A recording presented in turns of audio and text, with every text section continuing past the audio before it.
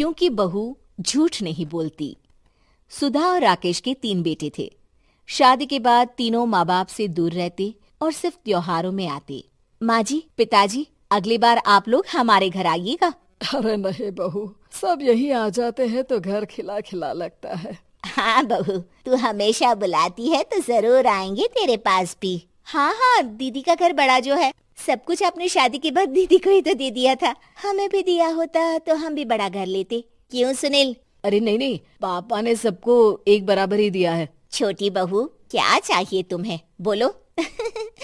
वो आपके सोने की चेन वाली घड़ी है ना, वो अगर आप मुझे, तभी वहाँ मजली बहू भी आ जाती है। और मुझे ना आपका मंगलसूत्र कितना लंबा, सुंदर और भारी भी है। अरे हाँ हाँ, तुम दोनों को ही दूंगी बहू, चिंता ना करो। चलो अब खाना लगाओ, खाना खाया जाए। सभी मिलकर खाना खाते हैं कि पड़ोसन आ जाती है। अरे सुधा बहन, थोड़ी चीनी तो देना, घर में शक्कर नहीं है और मेहमान सर पर बैठे हैं।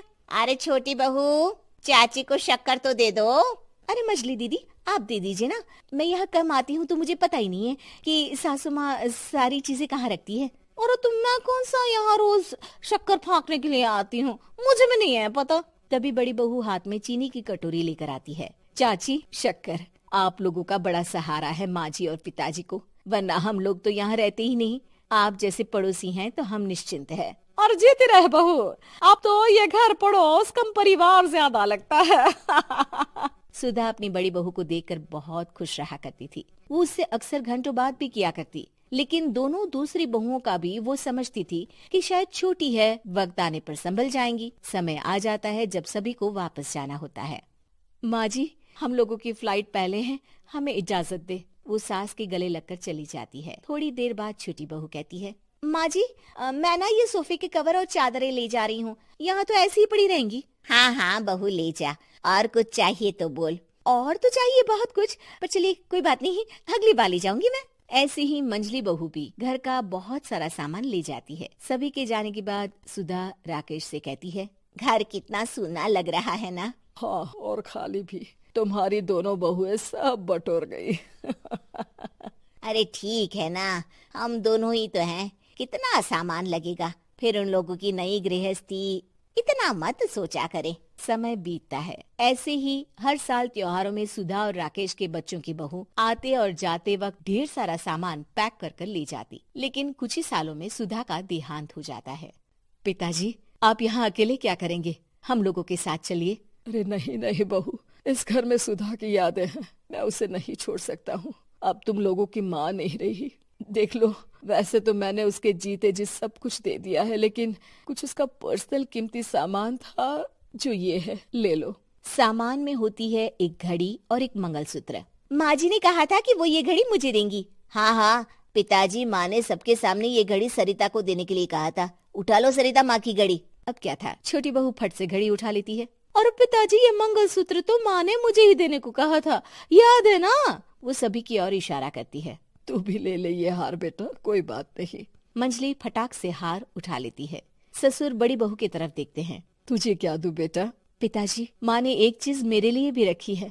सभी के कान खड़े हो जाते हैं कि आखिर सास ने क्या रखा होगा बड़ी के लिए। अरे माँ जी तो दीदी से प्यार भी ज्यादा ही करती थी, हमेशा उनसे बात किया करती।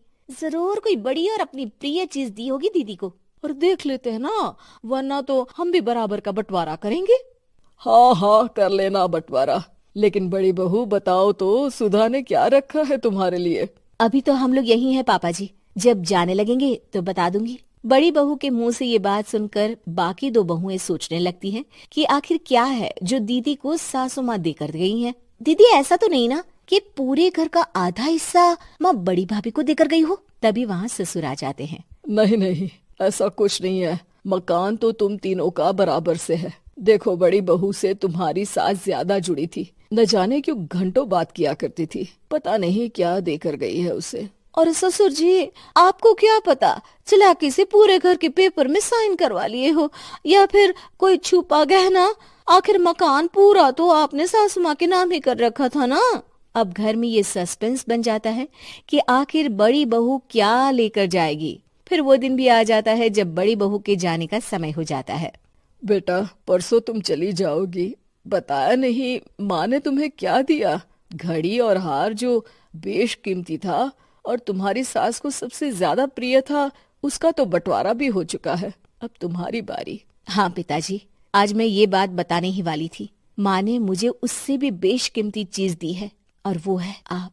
आपसे अधिक प्रिय उन्हें कुछ नहीं था। माँ चाहती थी कि आप मेरे साथ रहें। चलिए पिताजी। बेटा, मेरे पास तो कोई पेंशन भी नहीं है और ना ही कोई प्रॉपर्टी। लेकिन आपके पास संस्कार है पिताजी, जो मेरे बच्चे आपसे लेंगे, तो आपको ले जाने पर स्वार्थ ही है मेरा। चलिए ना पापा। सभी के सामने पिताजी बड़ी बहू और बेटे के साथ उनके घर चले जाते हैं।